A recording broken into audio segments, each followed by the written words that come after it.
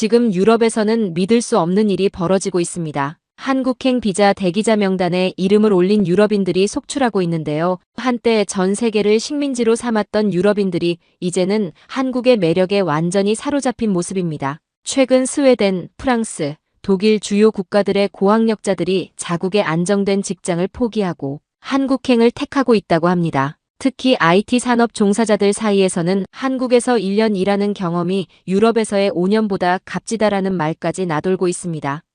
스위스의 한 금융인은 연봉의 30%를 포기하고도 서울로 이직했다고 하는데요. 도대체 이 콧대 높던 유럽인들마저 홀려버린 한국의 매력은 무엇일까요? 이들은 왜 한국으로 오고 싶어서 안달인 건지 오늘의 사연 바로 만나보겠습니다. 사연 끝나면 구독과 좋아요 꼭 눌러주실 거죠? 감사합니다. 저는 스웨덴 스톡홀름에서 디지털 마케팅 전문가로 일하고 있는 리사 카펠이라고 합니다. 스톡홀름의 한 작은 아파트에서 혼자 살고 있습니다. 매일 아침 창문으로 보이는 도시의 풍경이 조용하고 너무 예측 가능해서 가끔은 지루하게 느껴지기도 했어요. 회사에서는 북유럽 시장을 담당하며 안정적인 생활을 하고 있었죠. 평범한 일상이었지만 어딘가 모르게 가슴 한구석이 허전했습니다. 그날은 평소와 다름없는 금요일 오후였어요. 사무실에서 주간 보고서를 마무리하고 있는데 갑자기 소피가 제 책상으로 달려왔습니다. 소피는 제 대학 시절부터의 친구인데 저와는 정반대의 성격을 가진 사람이었죠. 제가 현실적이고 계획적인 성격이라면 소피는 즉흥적이고 감성적인 사람이었어요. 리사, 오늘 저녁에 무슨 계획 있어? 소피가 눈을 반짝이며 물었습니다. 저는 고개를 흔들었어요. 특별한 계획은 없는데 왜? 소피는 신나게 말했습니다. 내가 소개해주고 싶은 사람이 있어. 한국에서 온 남자인데 정말 멋져. IT 스타트업을 운영하고 있고 스웨덴에 비즈니스 확장하러 왔대. 순간 눈썹이 올라갔어요. 한국? 사실 한국에 대해 특별한 관심이 없었습니다. 뉴스에서 삼성이나 현대 같은 기업 소식은 들어봤지만 그 이상의 관심은 없었죠. 소피는 몇 년 전부터 한국 드라마에 빠져 한국어까지 배우기 시작했는데 저는 그저 그녀의 또 다른 취미라고만 생각했어요. 소피, 너 또 한국 남자라고? 그냥 남자는 다 비슷하지 않아? 굳이 한국 사람을 만날 이유가 뭐야? 제 목소리에는 약간의 짜증이 묻어났습니다. 소피는 포기하지 않았어요. 한 번만 만나봐. 김지훈이라고 정말 다른 사람들이랑 달라. 똑똑하고 일도 잘하고 유머 감각도 있어. 그리고 한국은 요즘 정말 대단해. 기술도 빠르게 발전하고. 알았어. 저는 그녀의 끝없는 한국 찬양을 멈추기 위해 손을 들었습니다. 한 번만 만날게. 단, 내가 불편해하면 바로 나올 거야. 그날 저녁 스톡홀름 시내의 한 레스토랑에서 김지훈 씨를 만났어요. 처음 그를 봤을 때 솔직히 좀 놀랐습니다. 소피의 설명과는 달리 그는 드라마에 나오는 배우처럼 화려하지 않았죠. 대신 단정하고 지적인 인상이었어요. 검은색 셔츠에 청바지를 입은 그는 자신감 있게 걸어와 인사했습니다. 리사 씨, 만나서 반갑습니다. 저는 김지훈이라고 합니다. 그의 목소리는 차분했고 영어도 생각보다 유창했어요. 처음에는 어색했지만 식사가 진행되면서 대화가 자연스럽게 흘러갔습니다. 그는 IT 기술에 대해 이야기할 때 눈빛이 달라졌어요. 자신의 스타트업이 개발 중인 인공지능 기술과 그것이 가져올 미래 변화에 대해 설명했죠. 스웨덴은 디지털 기술 수용도가 높아서 좋아요. 하지만 속도 면에서는 한국이 더 빠르죠. 서울에서는 아이디어가 생기면 바로 다음 날부터 실행에 옮길 수 있어요. 저는 속으로 웃었어요. 너무 과장하는 건 아닐까? 하지만 그의 말에 호기심이 생겼습니다. 한국이 그렇게 빠르게 움직인다고요? 유럽은 전통과 안정을 중요시하니까. 그런 변화의 속도를 따라가기 힘들 것 같은데. 김지훈 씨는 미소를 지었어요. 리사 씨가 한국에 한번 오시면 달라진 세상을 보실 거예요. 5G 기술, 인공지능, 로봇. 한국은 이미 미래를 살고 있거든요. 그날 밤 집으로 돌아오는 길에 생각했어요. 김지훈의 말이 과장일 수도 있지만 그의 열정과 자신감은 분명 인상적이었습니다. 평소 현실적인 제가 잠시나마 다른 세계를 상상하게 만들었죠. 한국, 정말 그런 곳일까? 그렇게 저는 예상치 못한 만남을 통해 새로운 세계의 문을 살짝 엿보게 되었습니다. 그날 이후 김지훈 씨와의 만남이 자꾸 생각났습니다. 그의 자신감 넘치는 이야기가 귓가에 맴돌았죠. 사실 처음에는 그저 소피의 부탁으로 마지못해 만난 자리였는데 왠지 모르게 마음 한구석이 흔들렸어요. 평소처럼 회사에 출근했지만 집중이 잘 되지 않았습니다. 컴퓨터 화면을 보면서도 그가 말했던 한국의 빠른 변화와 발전에 대한 이야기가 자꾸 떠올랐죠. 문득 호기심이 생겨 점심시간에 한국의 기술 발전에 대해 검색하기 시작했어요. 삼성, 현대, LG 같은 익숙한 기업들 외에도 수많은 스타트업들이 세계 시장에서 주목받고 있다는 기사들이 눈에 들어왔습니다. 며칠 후 소피가 직접 전화를 걸어왔어요. 주말에 스톡홀름에서 열리는 K-팝 콘서트에 같이 가자는 제안이었죠. 처음에는 망설였지만 어쩌면 이것이 한국 문화를 더 알아볼 기회가 될 수도 있겠다는 생각이 들었습니다. 결국 소피의 열정적인 설득에 넘어가 콘서트 티켓을 예매했어요. 콘서트장은 예상했던 것보다 훨씬 더 많은 사람들로 가득 찼습니다. 스웨덴 사람들뿐만 아니라 다양한 국적의 사람들이 모여 있었어요. 화려한 조명과 함께 무대에 등장한 K-팝 그룹의 완벽한 퍼포먼스에 저도 모르게 감탄했습니다. 춤, 노래, 영상 기술까지 모든 것이 완벽하게 조화를 이루었죠. 평소 대중음악에 큰 관심이 없던 제가 어느새 몸을 움직이며 리듬을 따라가고 있었어요. 이런 문화를 만들어내는 나라가 정말 대단하지 않아? 소피가 콘서트가 끝난 후 흥분된 목소리로 물었습니다. 처음으로 소피의 한국 문화에 대한 열정이 이해가 되었어요. 단순한 음악을 넘어 하나의 문화 현상으로서 한국의 힘을 조금이나마 느낄 수 있었죠. 다음 날 아침 예상치 못한 메시지가 왔습니다. 지훈 씨였어요. 스톡홀름에서 열리는 아시아 테크 포럼에 참석하는데 혹시 관심이 있으면 같이 가지 않겠냐는 제안이었습니다. 망설임 없이 수락했어요. 사실 디지털 마케팅 전문가로서 최신 기술 트렌드를 알아두는 것이 중요하다고 스스로를 설득했지만 솔직히 그를 다시 만나고 싶다는 마음도 있었습니다. 포럼장에 도착하자 지훈 씨가 발표자 명단에 있는 것을 보고 놀랐어요. 그는 단순한 참석자가 아니라 주요 연사였던 거죠. 그의 발표 주제는 한국의 디지털 혁신과 글로벌 협력이었습니다. 무대 위의 지훈 씨는 처음 만났을 때와는 다른 모습이었어요. 더욱 자신감 있고 열정적이었죠. 그는 한국이 어떻게 단기간에 IT 강국으로 성장했는지, 그리고 왜 지금이 유럽과 협력하기 좋은 시기인지 명확하게 설명했습니다. 한국은 과거의 어려움을 디지털 혁신의 기회로 바꿨습니다. 자원이 부족한 나라였지만 사람의 가능성을 믿었죠. 그리고 지금은 세계 어느 나라보다 빠르게 새로운 기술을 실험하고 적용하고 있습니다. 발표가 끝난 후 지훈 씨는 저를 여러 비즈니스 관계자들에게 소개해 주었어요. 스웨덴, 노르웨이, 독일 등 다양한 국가의 사업가들이 한국 기업과의 협력에 큰 관심을 보이는 모습을 보며 놀랐습니다. 그동안 유럽 중심의 비즈니스 환경에서만 일했던 저에게는 새로운 세계가 열리는 듯 했어요. 집으로 돌아오는 길에 그가 제안했습니다. 다음 달에 한국에서 더 큰 포럼이 열려요. 리사 씨도 관심 있다면 한번 와보는 건 어떨까요? 서울의 디지털 환경을 직접 경험해보면 분명 많은 영감을 얻을 수 있을 거예요. 그 순간 가슴이 두근거렸어요. 한국, 아시아로의 여행은 한 번도 진지하게 생각해 본 적이 없었습니다. 하지만 지난 몇 주간 접한 한국의 모습들이 제 호기심을 자극했어요. 단순히 지훈 씨 때문만은 아니었습니다. 새로운 세계, 빠르게 변화하는 곳에서 제 경력에도 새로운 전환점이 생길 수도 있겠다는 생각이 들었죠. 한번 생각해 볼게요. 대답했지만 마음속으로는 이미 결정을 내린 듯 했습니다. 이것이 평범했던 제 인생에 찾아온 작은 설렘의 시작이었어요. 한국 포럼에 대한 그의 제안 이후 하루하루가 달라졌습니다. 평소 계획적인 성격이었던 저는 갑자기 한국행을 진지하게 고민하게 되었어요. 회사 일은 평소처럼 진행했지만 틈틈이 한국에 대한 정보를 찾아보기 시작했죠. 인터넷으로 서울의 모습을 검색하고 한국 기업들의 뉴스를 확인했습니다. 깜짝 놀란 것은 제가 알던 것보다 한국이 훨씬 더 발전해 있다는 점이었어요. 점심시간에 회사 동료 안나에게 한국 여행을 생각하고 있다고 말했더니 예상치 못한 반응이 돌아왔습니다. 한국?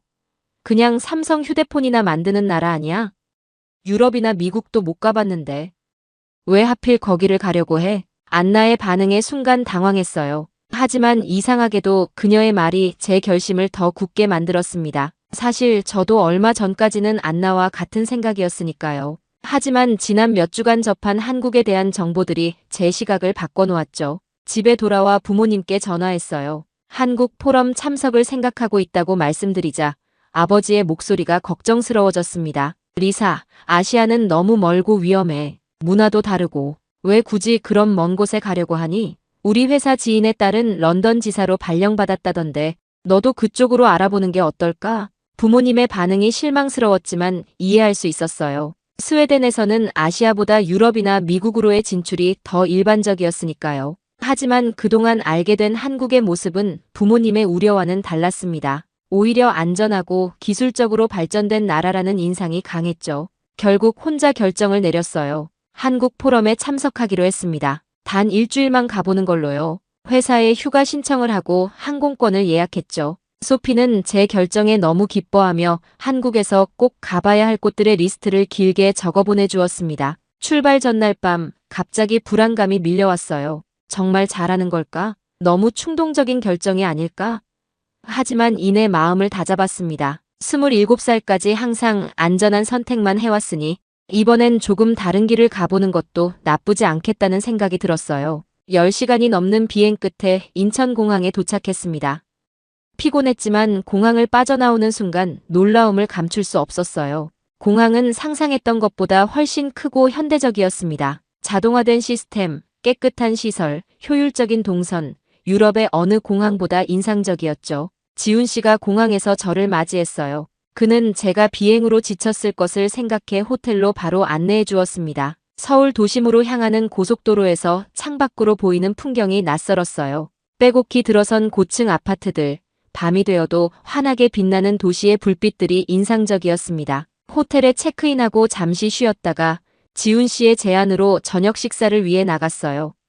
그는 저를 강남의 한 레스토랑으로 데려갔습니다. 창가 자리에 앉으니 서울의 야경이 한눈에 들어왔어요. 숨이 멎을 정도로 아름다운 광경이었습니다. 서울은 24시간 살아있는 도시예요. 언제든 필요한 것을 얻을 수 있죠. 그의 말처럼 밤 10시가 넘었는데도 거리는 사람들로 붐볐어요.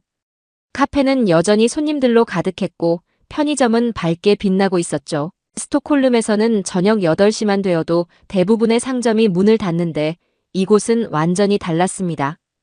다음날 포럼이 열리는 코엑스로 향했어요. 지하철은 깨끗하고 효율적이었습니다. 가장 놀라운 건 모든 곳에서 와이파이가 잘 터진다는 점이었어요. 지하철 안에서도 끊김없이 인터넷을 사용할 수 있었죠. 스웨덴에서는 상상하기 어려운 일이었습니다. 포럼장에 도착하자 더 큰 충격이 기다리고 있었어요. 로봇이 안내를 도와주고 증강현실 기술로 제품을 소개하는 부스들, 실시간 번역 서비스 마치 영화 속 미래 장면처럼 느껴졌습니다. 디지털 마케팅 전문가로서 이런 기술들이 곧 유럽에도 도입될 것이라는 생각에 가슴이 뛰었어요. 그날 저녁 호텔 방으로 돌아와 창밖의 서울 야경을 바라보며 생각했습니다. 불과 며칠 전까지만 해도 한국이라는 나라는 머나먼 아시아의 어느 곳이었는데 지금은 마치 미래를 보여주는 창문 같았어요. 제 생각이 점점 바뀌고 있다는 걸 느꼈습니다. 이곳에서는 뭔가 다른 가능성이 보였어요. 포럼이 끝난 후 서울에서의 마지막 이틀이 남았습니다.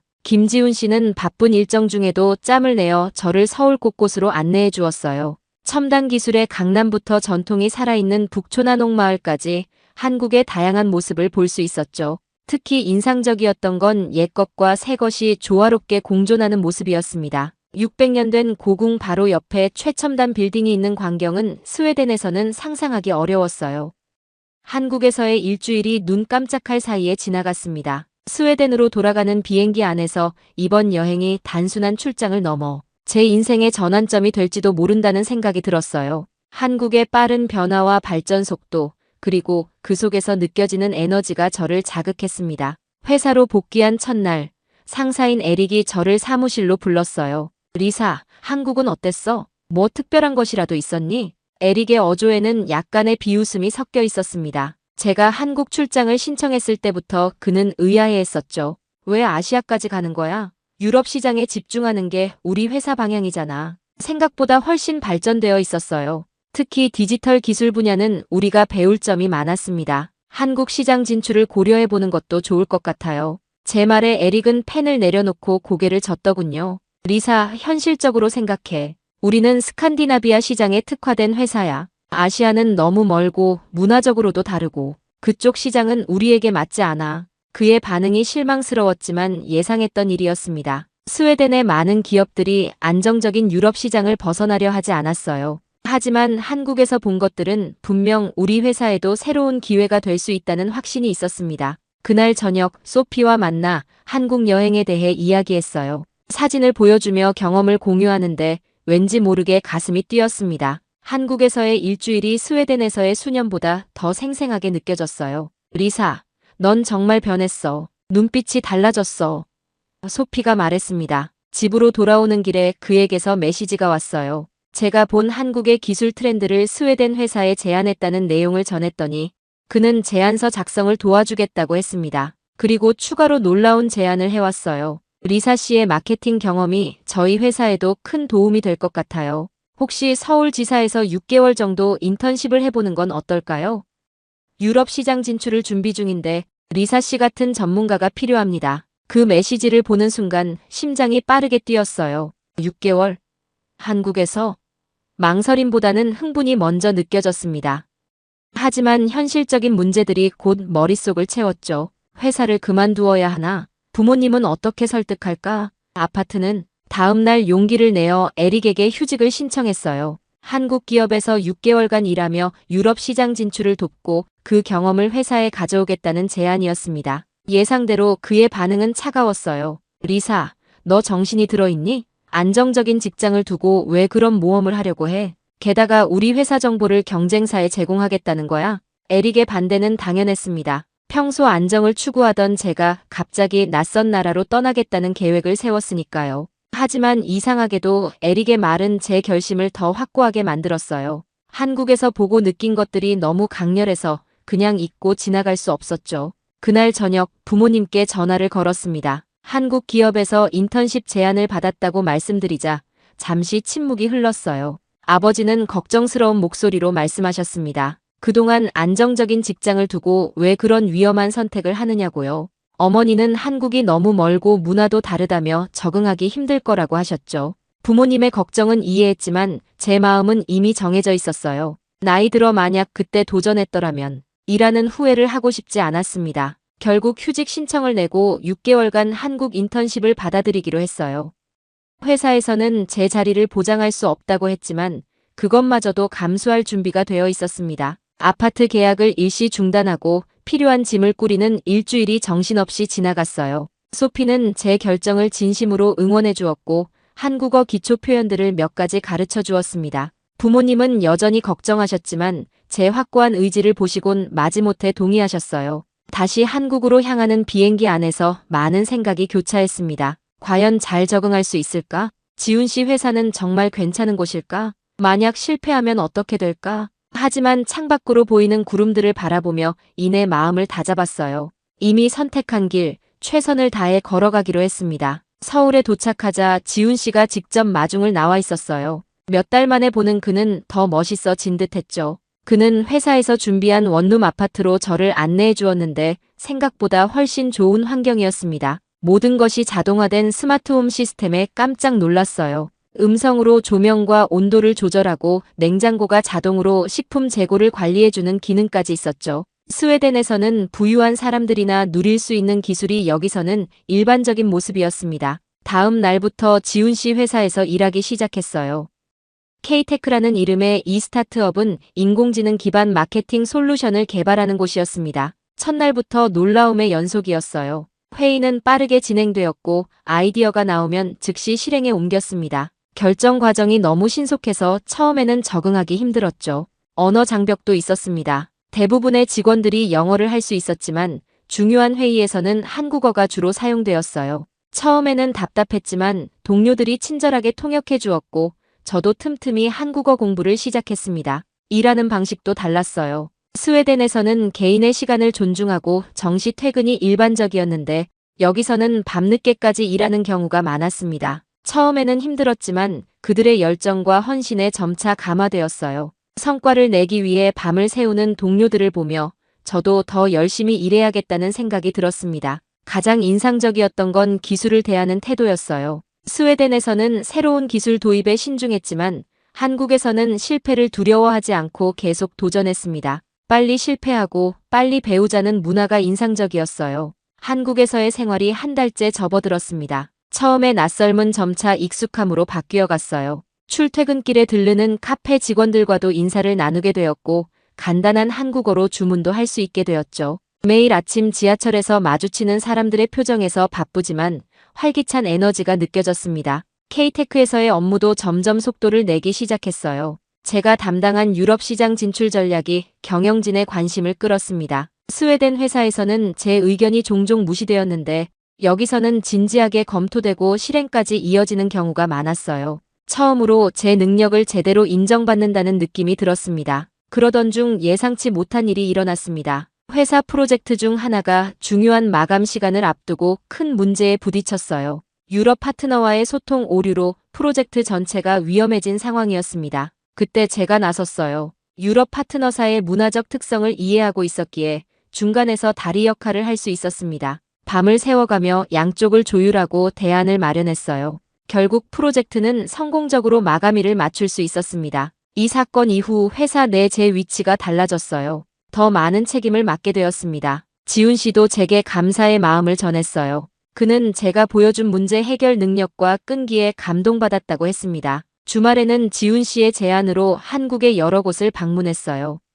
화려한 서울 도심뿐 아니라 전통 사찰과 시골 마을도 둘러보았습니다. 특히 기억에 남는 건 경주 여행이었어요. 천년 역사의 유적들 사이를 걸으며 한국이 어떻게 과거의 영광에서 현재의 발전까지 이어왔는지 조금씩 이해하게 되었습니다. 한국에서의 시간이 흐르면서 지훈 씨와의 관계도 깊어졌어요. 처음에는 단순한 비즈니스 관계였지만 점차 서로에 대한 이해와 존중이 쌓여갔습니다. 그의 진지함과 열정, 그리고 때로는 엉뚱한 유머 감각까지 좋아하게 되었어요. 우리의 관계가 어디로 향하고 있는지 명확하지 않았지만 자연스럽게 흘러가도록 두기로 했습니다. 이제 인턴십 기간의 절반이 지났습니다. 한국과 K테크는 더 이상 낯선 곳이 아니었어요. 이곳에서 저는 단순히 새로운 문화를 배우는 것을 넘어 제 자신의 새로운 가능성을 발견하고 있었습니다. 인턴십이 5개월째에 접어들었을 때 갑작스러운 소식이 전해졌습니다. 제가 스웨덴에서 다니던 회사가 대규모 구조조정을 시작했다는 내용이었어요. 소피가 급히 연락해서 알려준 소식이었죠. 휴직 중인 저도 그 대상에 포함되어 있다고 했습니다. 처음에는 당황스러웠어요. 6개월 후 돌아갈 곳이 사라진다는 것은 생각하지 못했던 상황이었으니까요. 더 놀라운 일은 그 다음 날 일어났습니다. 아침에 출근하자마자 지훈 씨가 저를 회의실로 불렀어요. 그의 표정이 심각해 보였습니다. 회의실에 들어서자 K테크의 CEO와 임원들이 모여 있었어요. 그들은 저에게 뜻밖의 제안을 했습니다. K테크의 유럽 지사를 스톡홀름에 설립할 계획인데 제가 그곳의 마케팅 디렉터를 맡아줄 수 있겠냐는 거였어요. 그 순간 머릿속이 복잡해졌습니다. 스웨덴으로 돌아가 새 직장을 찾아야 한다고 생각했는데 갑자기 큰 기회가 눈앞에 나타났으니까요. 하지만 동시에 두려움도 있었어요. 한국 기업의 유럽 지사를 이끈다는 것은 큰 책임이었고 성공할 수 있을지 확신이 없었습니다. 시간을 달라고 요청했어요. 중요한 결정이었기에 신중하게 생각해보고 싶었습니다. 그날 저녁 한강변을 걸으며 깊은 생각에 잠겼어요. 스웨덴으로 돌아가 안정적인 새 직장을 찾는 것이 합리적일지 아니면 이 도전적인 기회를 잡아야 할까지 부모님은 어떤 결정을 내리든 존중해 주시겠지만 고향으로 돌아오길 바라신다는 것을 알고 있었어요. 고민 끝에 그에게 연락했습니다. 함께 저녁을 먹으며 솔직한 대화를 나누고 싶다고 했죠.